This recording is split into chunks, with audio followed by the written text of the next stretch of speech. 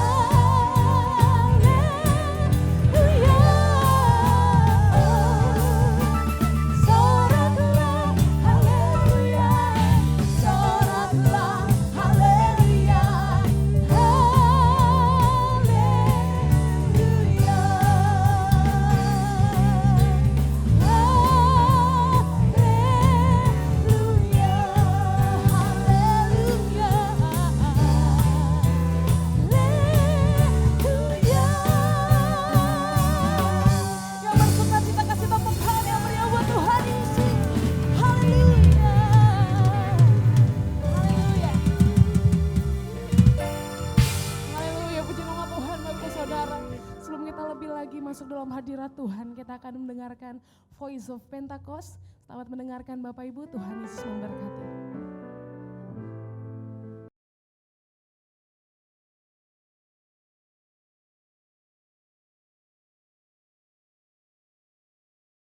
Shalom semuanya. Tema edisi Voice of Pentecost hari ini adalah berjalan di dalam roh, belajar dari Filipus. Kita akan melihat contoh dan ciri-ciri orang yang hidup di dalam roh dari kehidupan Filipus yang mengalami pertumbuhan rohani oleh karena ketaatan dan kesetiaannya dalam mengikuti firman serta tuntunan Roh Kudus. Ciri pertama orang yang hidup di dalam roh adalah mereka penuh dengan hikmat. Filipus adalah salah seorang diaken yang diangkat untuk pelayanan meja. Salah satu syarat yang dibutuhkan untuk posisi tersebut adalah kepenuhan Roh Kudus, yang artinya Filipus hidup dalam kepenuhan roh pada saat itu. Hal ini penting bagi orang percaya karena orang yang dipenuhi Roh Kudus akan menjadi orang yang efektif di dalam pelayanan sesuai dengan kebutuhan yang ada. Ketika hikmat diperlukan, maka Roh Kudus akan mengaruniakan. Ketika keberanian diperlukan, hal itu pun akan disediakan. Ketika kuasa kesembuhan atau mengusir roh jahat diperlukan, maka kuasa itu juga akan dinyatakan. Ketika kita penuh dengan hikmat, Roh Kudus akan menuntun dan membimbing kita sehingga apapun yang kita perbuat akan dibuatnya berhasil dan sesuai dengan rencananya. Ciri kedua orang yang hidup di dalam roh adalah mereka memberitakan Injil dengan kuasa. Setelah Stefanus dirajam oleh orang-orang di Yerusalem, aniaya yang lebih luas mulai terjadi di kalangan murid-murid Tuhan Yesus. Dan banyak dari mereka yang melarikan diri keluar Yerusalem, termasuk Filipus. Kisah Para Rasul 8 ayat 5 menceritakan bagaimana Filipus pergi ke suatu kota di Samaria untuk memberitakan Injil di sana. Saya percaya karena Filipus bergaul karib dengan Tuhan, dia terus merasakan dorongan dari Roh Kudus untuk memberitakan keselamatan bagi orang lain di setiap kesempatan yang ada. Hal tersebut merupakan karya Roh Kudus dalam hati orang percaya. Singkat cerita, orang-orang di Samaria percaya kepada berita yang disampaikan oleh Filipus. Mereka membuka hati dan Roh Kudus pun bekerja dan menjamah setiap orang yang mendengar hingga hati mereka berbalik kepada Tuhan. Dalam pemberitaan Injil itu juga terjadi manifestasi kuasa Allah dengan kesembuhan dan kelepasan yang luar biasa. Banyak orang dilepaskan dari roh-roh jahat dan disembuhkan, termasuk yang lumpuh dan timpang. Kuasa Roh Kudus dinyatakan secara luar biasa. Hal ini menggenapi apa yang Tuhan Yesus katakan bahwa tanda-tanda heran dan mujizat akan terjadi di dalam pelayanan murid-murid Tuhan Yesus. Melalui kejadian ini, kita bisa melihat bahwa Filipus yang bergaul intim dengan Tuhan dipakai menjadi alat Tuhan yang efektif dalam membawa Injil keselamatan. Kuasa Tuhan sungguh dinyatakan bagi orang-orang yang bergaul intim dengan Roh Kudus. Ciri ketiga orang yang hidup di dalam roh adalah mereka mentaati Tuhan dengan segenap hati. Suatu hari ketika Filipus sedang di tengah pelayanan yang terus berkembang di Samaria, Tuhan mengutus satu malaikat untuk membawa pesan untuk dia. Kisah Para Rasul 8 ayat 26 berkata, "Kemudian berkatalah seorang malaikat Tuhan kepada Filipus. Katanya, bangunlah dan berangkatlah ke sebelah selatan, menurut jalan yang turun dari Yerusalem ke Gaza. Jalan itu jalan yang sunyi." Dibutuhkan ketaatan yang besar untuk melakukan perintah Tuhan dengan kondisi seperti Filipus pada waktu itu. Filipus bisa saja berpikir bahwa pelayanannya masih sangat dibutuhkan di Samaria, atau belum ada orang lain yang bisa menggantikannya untuk melayani di sana. Namun, Filipus memilih untuk taat dan pergi ke tempat di mana Tuhan memerintahkan. Tanpa diketahuinya, ternyata saat itu ada seorang bendahara kerajaan dari Ethiopia yang sedang dalam perjalanan pulang ke negaranya.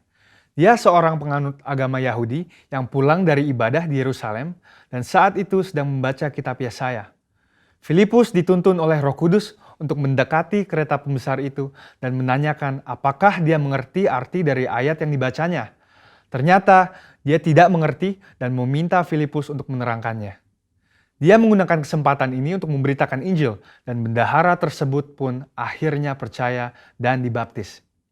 Ini adalah contoh bahwa seringkali Roh Kudus akan mendorong kita untuk melakukan hal-hal yang mungkin tidak bisa kita mengerti. Dan dalam situasi seperti ini, yang dibutuhkan dari kita hanyalah ketaatan. Dan pada waktunya, Tuhanlah yang akan menyatakan rencananya kepada kita, seperti dalam contoh kehidupan Filipus. Ciri keempat orang yang hidup di dalam roh adalah mereka membimbing keluarganya di dalam Tuhan. Bertahun-tahun kemudian, Rasul Paulus pergi untuk mengunjungi Filipus yang saat itu tinggal di Kaisarea. Kisah Para Rasul 21 ayat 8-9 menyebutkan bahwa dia mempunyai 4 anak yang mempunyai karunia untuk bernubuat. Mungkinkah kehidupan rohani dari anak-anak Filipus yang demikian timbul dari hubungan yang jauh dari Roh Kudus? Hal itu tidak mungkin. Anak-anak Filipus hidup intim dengan Tuhan dan mereka bertumbuh dalam kerohanian yang luar biasa. Mereka bertumbuh dalam aspek-aspek kerohanian yang lain seperti mengasihi Tuhan, hidup dalam kekudusan, dan pelayanan bagi gereja Tuhan dari bimbingan ayahnya yang hidup bergaul dengan Tuhan. Kesimpulannya adalah bahwa iman kita tidak akan berkembang dengan sehat jika kita tidak mengandalkan firman Tuhan dan Roh Kudus. Sebab kehidupan yang intim dengan Tuhan harus dibangun secara intensional dan harus disertai dengan disiplin rohani dan hati yang lembut sehingga orang lain pun bisa merasakan dampak dari kuasa Roh Kudus melalui kehidupan kita. Saudara, untuk penjelasan lebih lengkapnya dari tim teologi kami, jangan lupa buka link yang ada di atas atau scan QR Code yang tersedia. Salam integritas, Tuhan Yesus memberkati.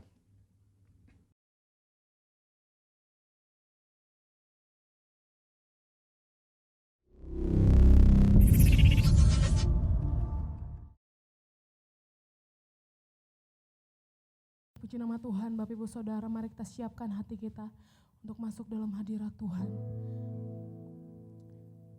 Bersama-sama ya Tuhan, kami datang ya Tuhan.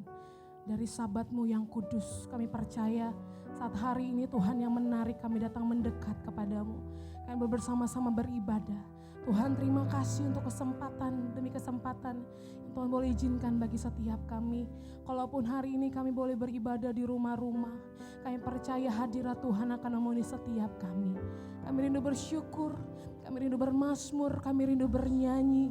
Sebab Tuhan telah berbuat baik bagi setiap kami. Terima kasih Tuhan, terima kasih Bapa. Oh segalanya bagi kami. Terpujilah nama Tuhan. Thank you Jesus. Dengan apa ku membalas kasih-Mu yang ku terima dari-Mu.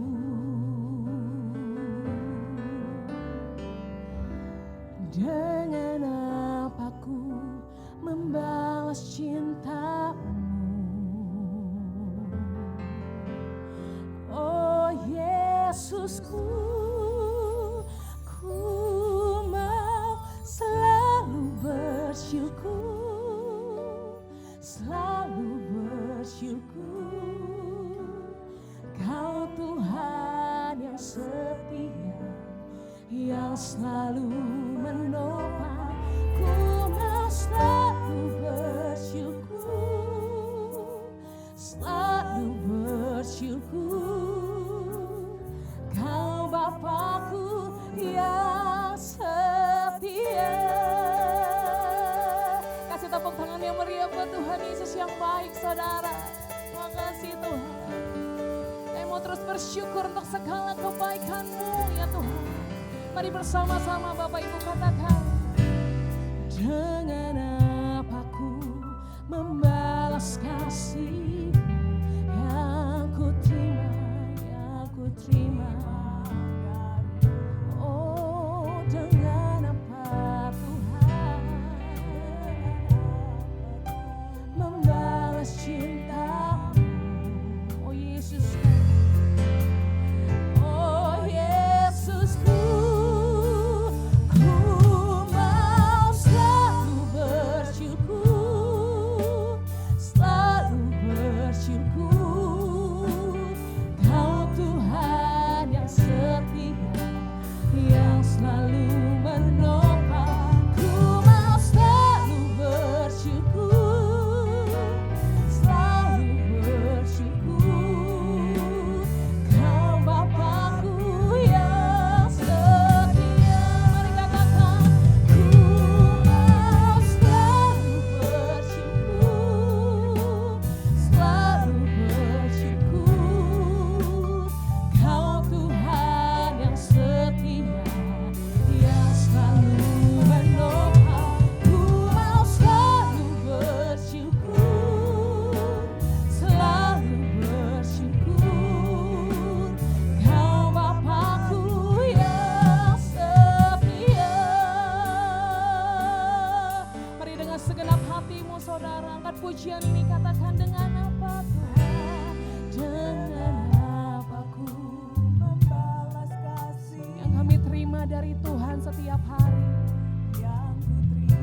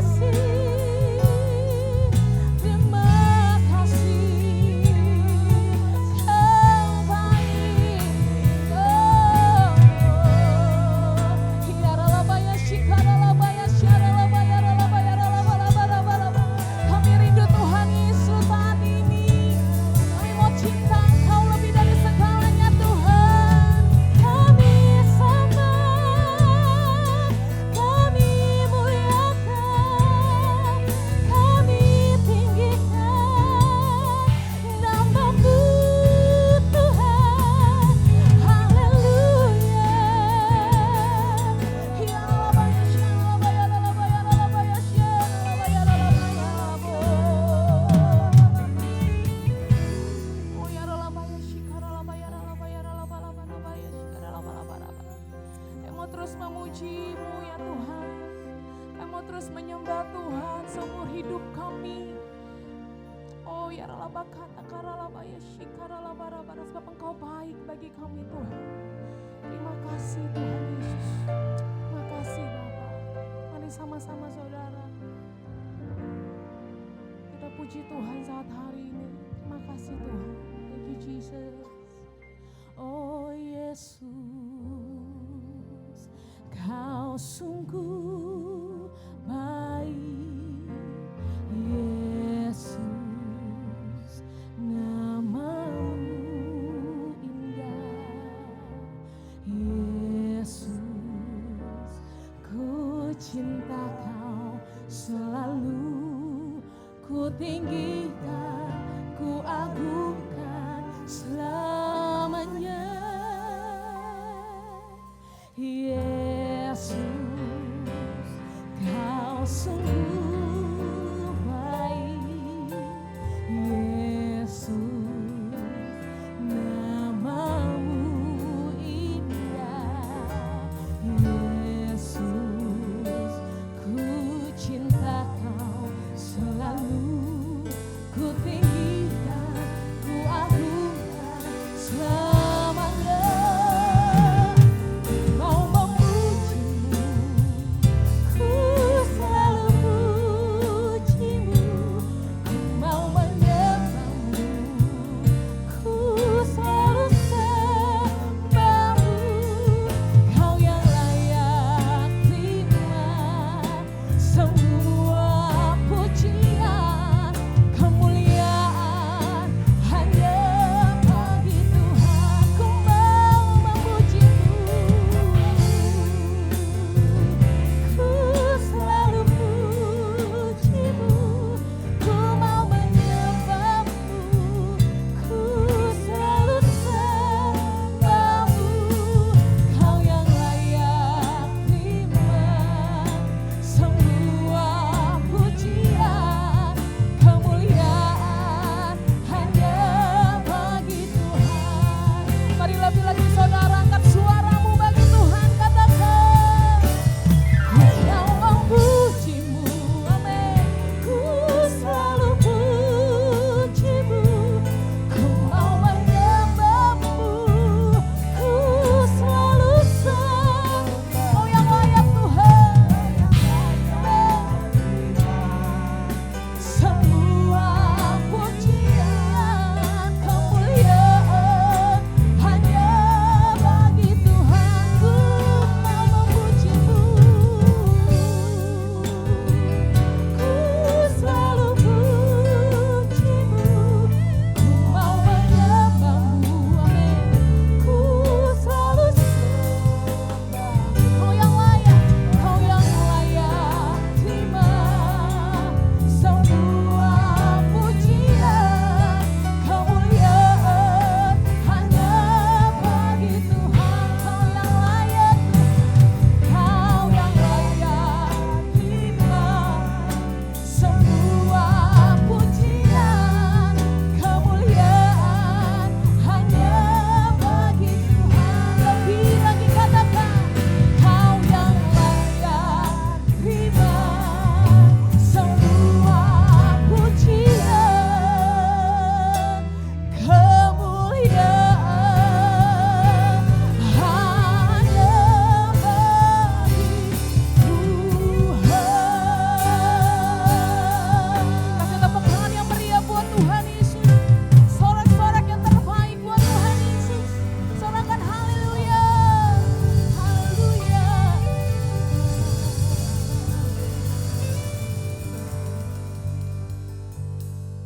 Dan baik Bapak Ibu Saudara, saat ini kita akan mendeklarasikan 5 arti Pentakosta yang ketiga. Mari dengan yakin kita deklarasikan bersama-sama Bapak Ibu. Tuhan Yesus memberkati. Pentakosta ketiga. 1. Pentakosta ketiga adalah pencurahan Roh Kudus yang dahsyat di zaman now, melebihi yang terjadi di Azusa Street. 2. Pentakosta ketiga akan mengakibatkan penuaian jiwa yang terbesar dan yang terakhir sebelum Tuhan Yesus datang kembali. 3. Pentakosta ketiga akan membangkitkan generasi Yeremia yaitu anak-anak muda yang dipenuhi Roh Kudus, cinta mati-matian kepada Tuhan Yesus, tidak kompromi terhadap dosa, dan akan bergerak untuk memenangkan jiwa. 4. Pentakosta ketiga lahir di Indonesia dan akan bergerak ke bangsa-bangsa. Gerakan ini dari timur ke barat dan akan kembali ke Yerusalem. 5. Pentakosta ketiga akan memberikan kuasa untuk menyelesaikan amanat agung, dan setelah itu Tuhan Yesus datang kembali. Shalom, Bapak, Ibu, Saudara yang dikasihi Tuhan. Puji Tuhan, hari ini kita kembali akan belajar tentang satu kebenaran firman Tuhan mengenai integritas yang menjadi atau merupakan tema besar gereja kita di tahun 2021 ini. Namun saya tidak akan membahas atau menjelaskan lagi mengenai apa itu integritas atau definisi integritas atau ciri-ciri integritas, karena bulan-bulan yang lalu sudah dijelaskan dengan jelas oleh Bapak Gembala kita, Bapak Pendeta Hengki Lim.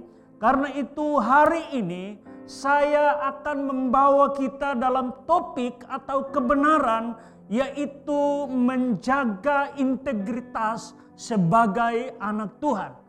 Nah, Bapak Ibu Saudara yang dikasihi Tuhan, sebagai anak Tuhan ada satu standar yang Tuhan sudah tetapkan bagi kita di dalam menjalani kehidupan kita sehari-hari. Di dalam 1 Yohanes 2 ayat yang ke-6 berkata, barang siapa mengatakan bahwa ia ada di dalam Dia, ia wajib hidup sama seperti Kristus telah hidup. Nah, Bapak Ibu Saudara, kata wajib di dalam Kamus Besar Bahasa Indonesia berarti sesuatu yang harus dilakukan, sesuatu yang tidak boleh tidak dilaksanakan. Bahasa seberangnya adalah kudu atau sesuatu yang tidak boleh diabaikan, sesuatu yang tidak boleh ditinggalkan. Ketika kita berkata kita ada di dalam Dia, maka tidak ada pilihan lain selain kita wajib harus hidup, tidak boleh tidak. Kita wajib hidup sama seperti Kristus telah hidup. Nah, saudara yang dikasihi Tuhan, firman Tuhan berkata ketika Yesus hidup sebagai manusia 100%, sebagai di bumi ini, ia merasa seperti manusia, ia berpikir seperti manusia, ia merasa lapar, ia haus, ia lelah, ia mengantuk, bahkan sebagai manusia ia bisa berbuat dosa. Tapi puji Tuhan, firman Tuhan berkata bahwa ia memilih untuk tidak berbuat dosa. Nah, sebab berarti sebagai manusia kita juga bisa memilih untuk tidak berbuat dosa. Sekalipun godaan bertubi-tubi menyangkut segala aspek kehidupan kita, kita bisa hidup seperti Kristus telah hidup di bumi ini. Nah, Bapak Ibu Saudara yang dikasihi Tuhan, sebagai anak Tuhan, Tuhan mau supaya kita tidak hanya memulai atau mengawali melakukan sesuatu dengan penuh integritas, tetapi Tuhan mau supaya kita terus mempertahankan atau menjaga integritas kita sebagai anak Tuhan sampai kita mengakhiri kehidupan yang Tuhan percayakan bagi kita di muka bumi ini. Nah, banyak orang, bahkan anak-anak Tuhan sekalipun, seringkali memulai atau mengawali sesuatu dengan penuh integritas. Mereka bekerja dengan rajin, mereka jujur, mereka setia, mereka disiplin, penuh tanggung jawab, tulus, ikhlas, tidak ada celah, kelihatan begitu sempurna. Namun seringkali kita itu hanya berlangsung beberapa saat saja. Awalnya sangat rajin, mulai malas-malasan, awalnya penuh dengan disiplin, mulai kelihatan kendor. Awalnya bekerja dengan penuh tanggung jawab, sekarang tidak ada lagi tanggung jawab dalam bekerja. Awalnya melakukan segala sesuatu dengan sukacita, sekarang mulai mengeluh dan bersungut-sungut. Nah, Bapak Ibu Saudara, tidak ada lagi pekerjaan yang diselesaikan dengan sempurna. Rajin kalau dilihat oleh pemimpin, disiplin kalau ada pemimpin. Nah saudara, sebagai anak Tuhan seharusnya tidak boleh demikian. Tuhan mau supaya kita harus melakukan segala sesuatu dengan penuh integritas. Pemimpin ada atau tidak ada pemimpin, tidak ada ucapan terima kasih atau ada ucapan terima kasih, kita harus tetap melakukan segala sesuatu dengan baik. Dimanapun kita bekerja, bagaimanapun keadaan kita, kita harus melakukan semuanya dengan penuh integritas.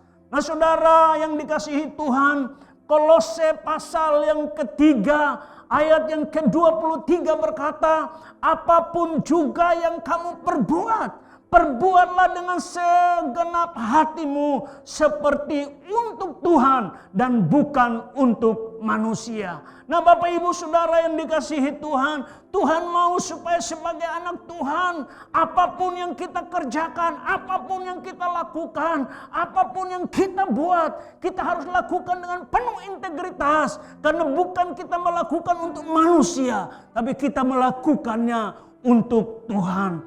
Karena itu, mari apapun yang kita buat, lakukan dengan penuh integritas. Menjaga integritas sebagai anak Tuhan, sehingga kita menjadi teladan, menjadi garam dan terang di tengah-tengah dunia ini. Kita harus melakukan segala sesuatu dengan komitmen sesuai dengan firman Tuhan. Yakobus pasal yang kelima ayat yang ke-12 berkata, tetapi yang terutama saudara-saudara, janganlah kamu bersumpah demi sorga maupun demi bumi atau demi sesuatu yang lain. Ya jika ya hendaklah kamu katakan ya, jika tidak hendaklah kamu katakan tidak, supaya kamu jangan kena hukuman. Menjaga integritas sebagai anak Tuhan dengan konsisten dan komitmen bahwa segala pikiran, segala perasaan, perkataan dan perbuatan kita harus sesuai dengan kebenaran firman Tuhan. Sesuai dan selaras dengan firman Tuhan. Seringkali kita tidak bisa konsisten menjaga integritas kita untuk berlaku jujur karena kekhawatiran, karena ketakutan, atau karena ada resiko. Tetapi apapun itu, sebagai anak Tuhan, Tuhan mau supaya kita tetap memiliki integritas penuh di hadapan Tuhan. Nah saudara yang dikasihi Tuhan, bagaimana supaya kita bisa tetap menjaga integritas kita sebagai anak Tuhan? Yang pertama, firman Tuhan berkata bahwa kalau kita mau supaya kita tetap bisa menjaga integritas kita sebagai anak Tuhan, kita harus bertumbuh dalam kebenaran firman Tuhan. Nah, Bapak Ibu Saudara, bertumbuh di dalam kebenaran firman Tuhan akan membuat kita semakin kuat, semakin kokoh, semakin teguh di dalam menghadapi setiap musim apapun di dalam kehidupan kita. Kita tidak mudah goyah, kita tidak mudah berubah-ubah, tidak mudah diombang-ambingkan, tetapi konsisten menjaga integritas kita sebagai anak Tuhan. Untuk tetap hidup benar sesuai dengan firman Tuhan. Karena firman Tuhan adalah standar kehidupan kita sebagai anak-anak Tuhan. Integritas sebagai anak Tuhan tidak menyimpang dari kebenaran firman Tuhan. Segala pikiran, segala perasaan, perkataan dan perbuatan kita harus sesuai, harus selaras dengan firman Tuhan. Karena firman Tuhan adalah kebenaran yang mutlak. Nah Bapak Ibu Saudara, firman Tuhan berkata di dalam 2 Timotius pasal yang ketiga, ayat yang ke-16 berkata, segala tulisan yang dihilangkan Allah memang bermanfaat untuk mengajar, untuk menyatakan kesalahan, untuk memperbaiki kelakuan, dan untuk mendidik orang dalam kebenaran. Karena itu saya mau katakan buat saudara bahwa firman Tuhan memiliki otoritas. Firman Tuhan memiliki kuasa untuk memperbaiki, untuk mengajar, untuk menegur kita. Supaya kita terus berjalan di dalam kebenaran. Nah Bapak Ibu Saudara yang dikasihi Tuhan. Mazmur pasal yang 119 ayat yang ke-9 berkata, dengan apakah seorang muda mempertahankan kelakuannya bersih? Dengan menjaganya sesuai dengan firman Tuhan.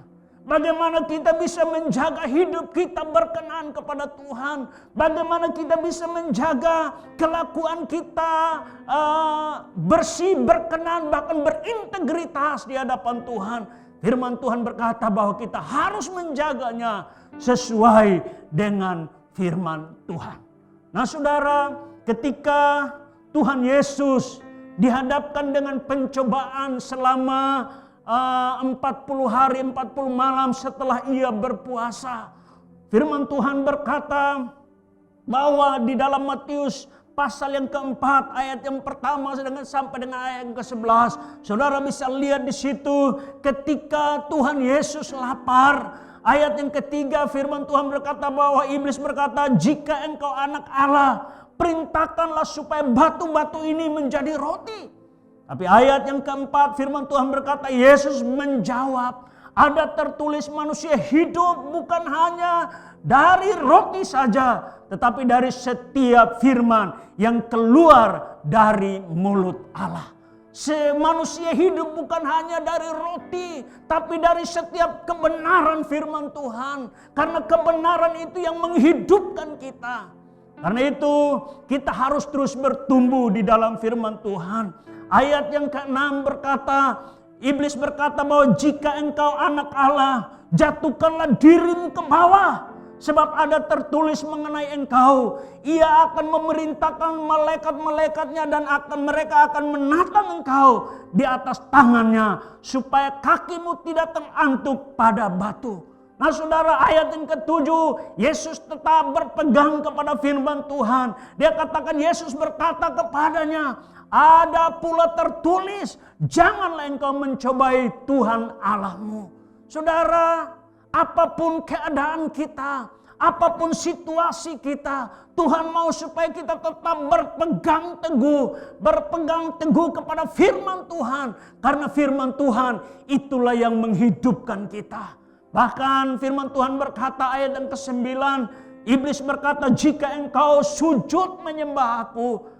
Ayat yang ke-10 berkata, maka berkatalah Yesus kepadanya, enyahlah iblis, sebab ada tertulis, engkau harus menyembah Tuhan Allahmu dan hanya kepada Dia sajalah engkau berbakti. Nah saudara, apapun itu, apapun keadaan kita, Tuhan mau supaya hanya kepada Allah kita menyembah. Hanya kepada Dia kita berbakti. Karena hanya Dialah yang sanggup memberikan kehidupan bagi setiap kita.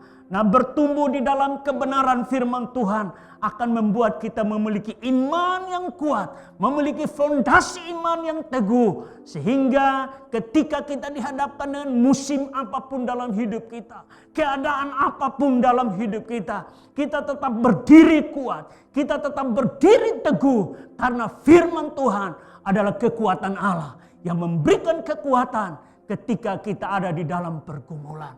Nah saudara, hal yang pertama, bagaimana supaya kita bisa menjaga integritas kita sebagai anak-anak Tuhan.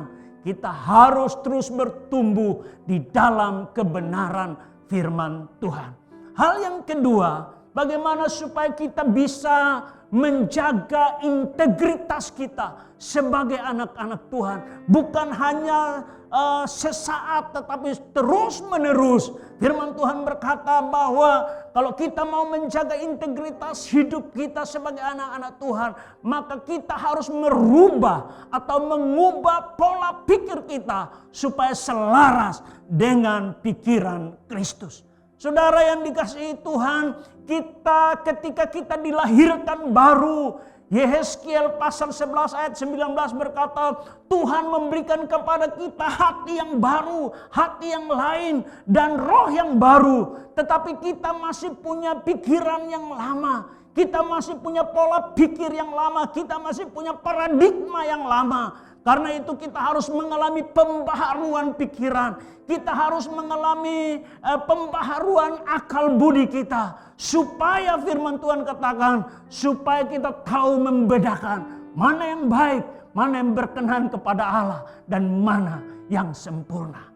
Ketika kita mengalami pembaharuan pola pikir kita, maka kita tahu mana kehendak Allah dan mana yang bukan kehendak Allah.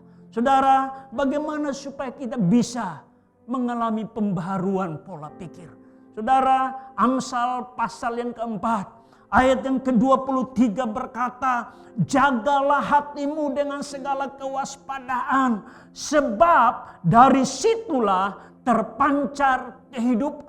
Jaga hati kita dengan segala kewaspadaan, sebab dari situlah terpancar kehidupan. Hati ini sumber, hati ini pusat segala pikiran kita, pusat segala perasaan kita, pusat segala emosi kita. Karena itu ketika kita bisa menjaga hati kita, kita bisa menjaga pikiran kita.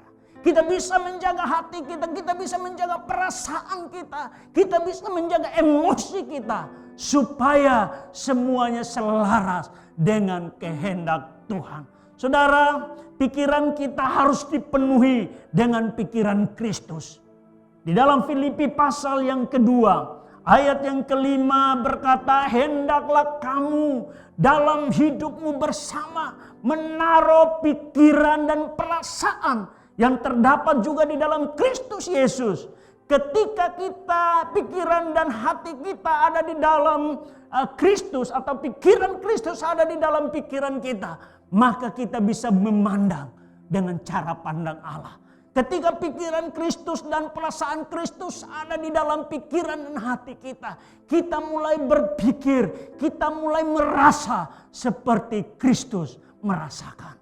Nah, Bapak Ibu, Saudara yang dikasihi Tuhan, mari kita berpikir seperti pikiran Kristus. Kita melihat seperti Kristus melihat. Kita merasa seperti Kristus merasa. Dengan kata lain, pola pikir kita, cara pandang kita, perkataan kita, dan segala tingkah laku kita selaras dengan pikiran Kristus. Nah, saudara, di dalam Filipi pasal yang keempat, ayat yang ke-6 berkata, jadi akhirnya saudara-saudara, semua yang benar, semua yang mulia, semua yang adil, semua yang suci, semua yang manis, semua yang sedap didengar, semua yang disebut kebajikan dan patut dipuji, pikirkanlah semuanya itu. Dalam terjemahan lain dia katakan bahwa seperti apa yang kita pikirkan, seperti itulah kita jadinya.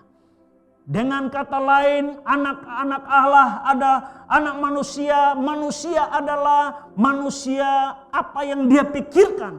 Jadi kalau pikiran kita jahat, jahatlah hidup kita. Bahkan sebaliknya kalau pikiran kita baik, maka baiklah kehidupan kita. Karena itu kita perlu mengalami pembaharuan pola pikir. Kita perlu mengalami pembaharuan pikiran supaya pikiran Kristus memenuhi pikiran kita. Nah, Bapak Ibu Saudara, di dalam Roma pasal yang ke-12, ayat yang kedua berkata, janganlah kamu menjadi serupa dengan dunia ini, tetapi berubahlah oleh pembaharuan budimu, sehingga kamu dapat membedakan manakah kehendak Allah, apa yang baik, yang berkenan kepada Allah, dan yang sempurna. Pembaharuan pola pikir menghasilkan pembaharuan cara pandang kita tentang hidup, bahkan mengubah cara kita menjalani kehidupan kita. Apa yang kita pikirkan, itulah yang membentuk pola pikir kita. Kita akan berpikir pada saat kita melihat dan kita merasakan. Oleh sebab itu, bisa jadi pola pikir kita telah menjadi rusak atau menjadi kacau, dan hal itu perlu untuk mengalami pembaharuan dengan cara memikirkan semua yang benar, semua yang adil, semua yang suci, semua yang manis, semua yang sedap didengar, bahkan semua yang disebut kebajikan dan patut dipuji. Pikirkanlah semuanya itu. Nah, saudara yang dikasihi Tuhan, hal yang ketiga, bagaimana supaya kita tetap menjaga konsistensi atau kita menjaga integritas kita sebagai anak Tuhan. Kalau yang pertama yaitu kita harus terus bertumbuh di dalam kebenaran firman Tuhan. Yang kedua, kita harus merubah pola pikir kita supaya pola pikir kita seperti pola pikir Kristus. Yang ketiga, yaitu kita harus memiliki komunitas orang-orang yang saling membangun kebiasaan yang baik. Nah, saudara, komunitas orang-orang di sekeliling kita sangat mempengaruhi, sangat menentukan integritas kita. Ada begitu banyak orang dalam komunitas yang tidak baik, maka akan membentuk integritas orang itu. Karena itu sebagai anak-anak Tuhan, dengar baik firman Tuhan berkata di dalam 1 Korintus pasal yang ke-15 ayat yang ke-33 berkata, jangan sesat, pergaulan yang buruk merusakkan kebiasaan yang baik. Jangan sesat, ingatlah bahwa pergaulan yang buruk, komunitas yang buruk akan merusak kebiasaan hidup kita yang baik. Karena itu kita perlu komunitas yang baik. Komunitas yang saling membangun, komunitas yang saling menegur, komunitas yang saling menasihati, supaya kita sama-sama saling membangun satu dengan yang lain. Nah, saudara, Amsal pasal yang ke-13 ayat yang ke-20 berkata, siapa bergaul dengan orang bijak akan menjadi bijak, tetapi siapa berteman dengan orang bebal menjadi malang. Nah, saudara, pergaulan kita, komunitas kita akan menentukan siapa kita. Komunitas kita akan mempengaruhi kehidupan kita.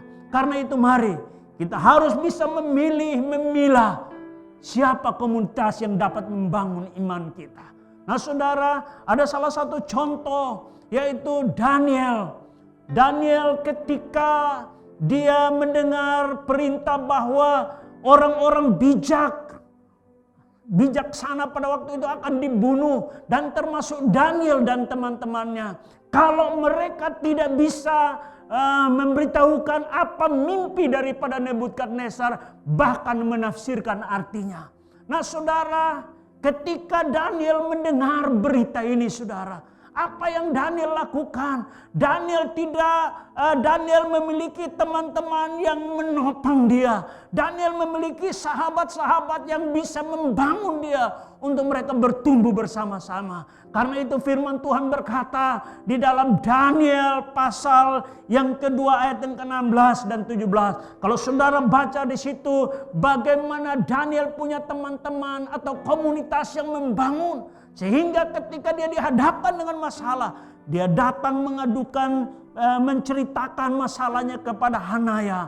Dia datang menceritakan masalahnya kepada Misael. Dia datang menceritakan masalahnya kepada Asaria. Dan apa yang terjadi, saudara?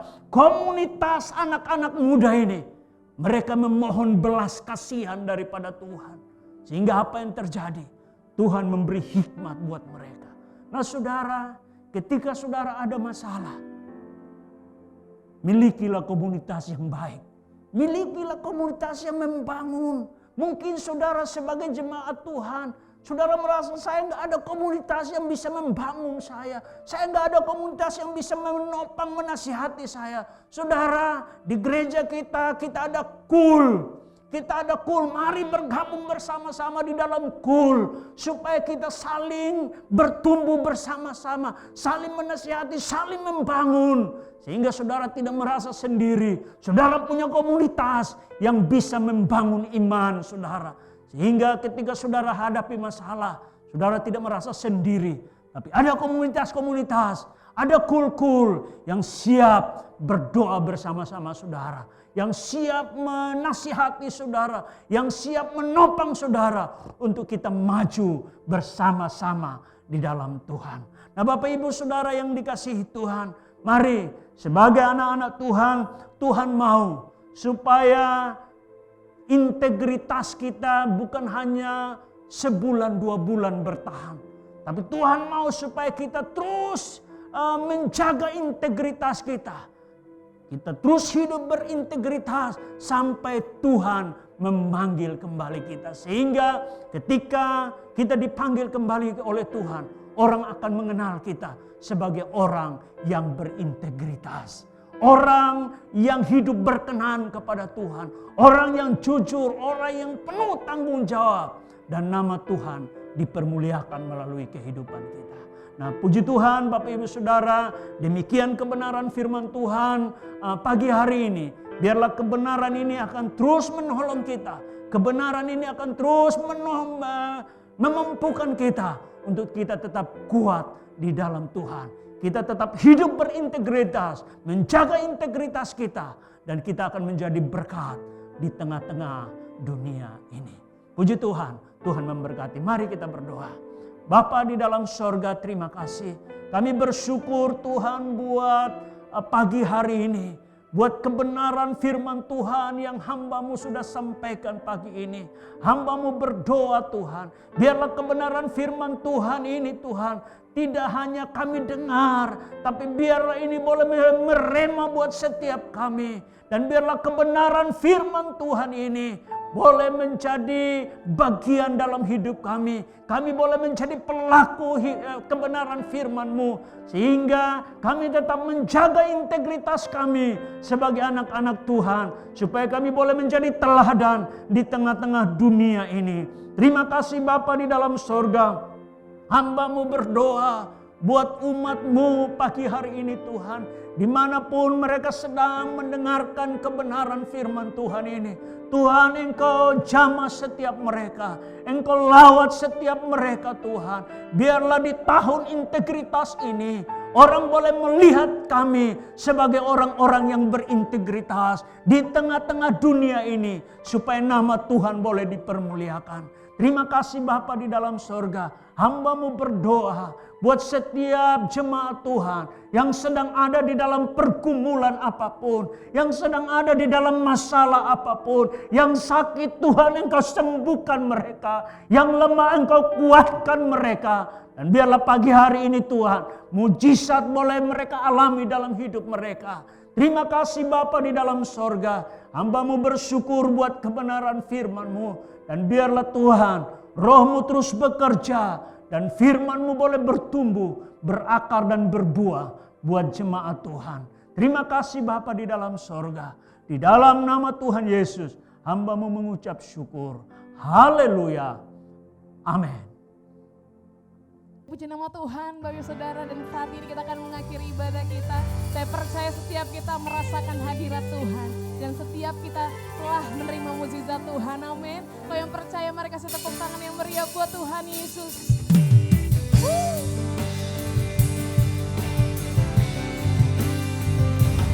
How great is our God. Sing with me, how great is our God. And all will sing how great is our God. How